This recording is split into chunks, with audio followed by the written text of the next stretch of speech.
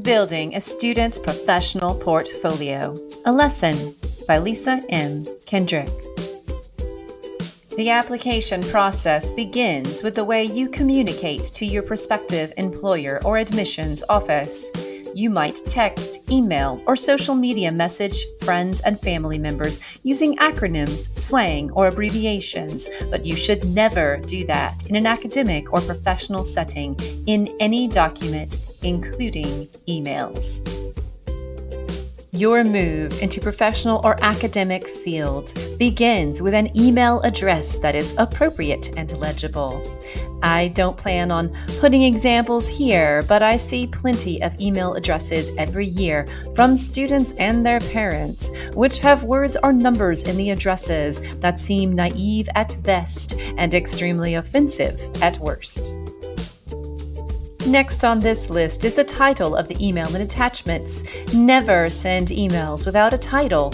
Don't make the title the actual message. Keep the title short and relevant. Use proper spelling and grammar. And write out, "Please see attachment," and actually attach a document when asked to provide ancillary information. Do not send a blank email with an attachment or copy and paste entire documents into an email. All emails should begin with a salutation. Use formal sentence structure. Type in paragraph form. Follow formal rules regarding spelling, grammar, and mechanics. Be clear and concise. Avoid slang, familiarity, or unprofessional banter, and close the letter with your full name. Never be funny, flirty, or sarcastic. Those sorts of behaviors are not appropriate and do not translate well in an email. The cover letter may not be required, but can still make the difference between getting into that program or getting that job.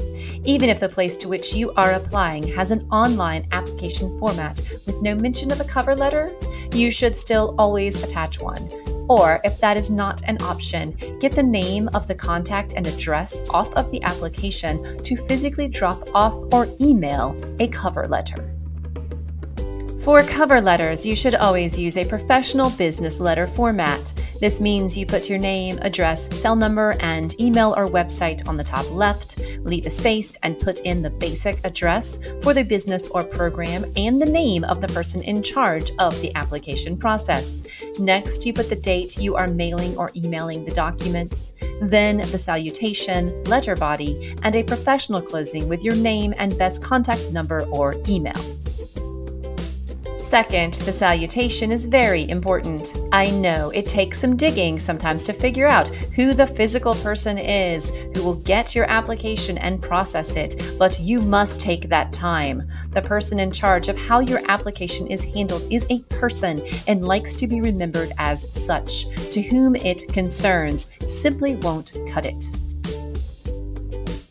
Third, you need to write 3 paragraphs. The first one is your introduction. This does not mean that you should write, "I am so-and-so, I am applying because." This means to write your objective. You may make it personable, and you may also use first person, but you should keep it clear and professional. The following is an example of a very basic introduction that is written from the perspective of a senior who is trying to get an internship. I am graduating with honors from my high school in June. However, I do not yet have any work experience related to the degree I will be starting at Old Dominion University in September. For this reason, I would appreciate the opportunity to intern with your organization over the summer. The second paragraph runs down the reasons you should be hired as the employee or accepted for the program. This is pretty much everything else on your resume without all of the dates or some of the specific duty explanations. You should be specific and concise. Running down your experience chronologically makes the most sense. Continuing with the application for an internship used in the opening paragraph example, I will give you a sample of how you could start a body paragraph. The first time I ever heard the word archaeology, I was only 5 years old. Since then, I have been obsessed with learning about the profession. In 7th grade, I attended a junior backyard dig and was awarded, etc. The third paragraph shows off what you know about the company or the program. After all, the organization or corporation wants employees, academics, or interns who are a good fit. If you don't know anything about the organization, how are they supposed to know if you would be right for them? Yes, you may have to do some research and a lot of reading for this. Using my example of applying for an archaeological internship, here is a sampling of how you could get started with the closing paragraph. The Hampton Roads Archaeological Firm is a staple in national archaeological advances, its state-of-the-art LiDAR system, etc.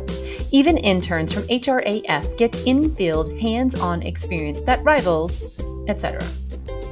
Lastly, don't forget to close out. Keep the cover letter one page. If you have a lot to say, cut it down and use minimum spacing, but no less than 10-point font. If you don't have much to say, keep trying and use more spacing up to a 14-point font. Close out with a sincerely yours truly, or I look forward to hearing back from you. Type your name in a cursive font if you would like, and tack on your preferred method of contact like a cell number or an email. Simplicity and legibility are the key components to a resume. The goal is for an employer or administrator to take one glance at your qualifications and decide if you're someone he or she wants to talk to. This is why using some bold type, having spaces, and using a formula is important. If the person reviewing your resume can't figure out what experiences you have in a few seconds, chances are that he or she will just move on to the next applicant. The basic resume categories are objective, education, experience, awards, and references. The section should be in bold and the answers neatly bulleted in a regular font. The entire resume should never be more than one page. At this stage, your one page should also include 3 professional references, although in real-world applications, references generally get their own page. The first thing on your resume should be your name and contact information, just like on the cover letter. Next should be your objective. This is the reason you're applying for this position or program. Use a complete sentence and be concise and specific. Next comes the category of education. You should go from the most recent backwards. You should list all high schools you have attended with the dates of attendance and your GPAs. Include the full name of those high schools, tech schools, or any other schools or academies that are relevant and from which you have received some sort of certification or diploma. For the experience category, you should start from most recent and work backwards, listing all jobs or academic positions held with dates, full names of organizations, supervisors or teachers' names, and the description of your duties or coursework. If you have not had any jobs or academic or tech courses, then you have to get a little creative. Maybe you babysat kids, walked dogs, or were a part of a club or sports team. You are trying to show that you have interests and responsibility. The awards section is definitely optional. You should only include it if it is applicable. If awards isn't your thing, that's fine. It doesn't mean you won't get the position, you just need to leave it off. However, if you have won any kind of award since 9th grade, whether club-related, sports, academic, or social, this is the time to flaunt it. For references, you should include only professional ones. This should be a list of at least 3 people that may include past bosses, teachers, or coaches. Do not include family members or peers of any sort. Maybe you worked for a family member or a peer. Still not appropriate. You should include full addresses, phone numbers, and emails here. In today's world of technology, you can't go wrong showing that you can use it. Adobe Spark is by no means the only way to make a video, but it offers professional level editing that most platforms do not offer for free and/or are much more complex to operate. In class, you'll learn how to use this program. It's simple. For anyone with technological difficulties, an alternative platform will be suggested on a case-by-case basis. Do not make stuff up. this is not a fictional assignment. This is a real-world scenario in which you are sincerely looking for employment by a corporation or acceptance into a specific program or university. If you lie to them, you will be caught. Remember, this should be your next step scenario and not something down the road in 5 years, but something for which you are prepared now. In closing, a word about social media. What you post never goes away. We all grow and change. We all say or do something we might regret, and/or something we do or say is seriously misinterpreted. Don't get caught in that trap. Clean up your social media accounts now and hope someone else didn't take a frame shot of something that could block you from your dream job or program.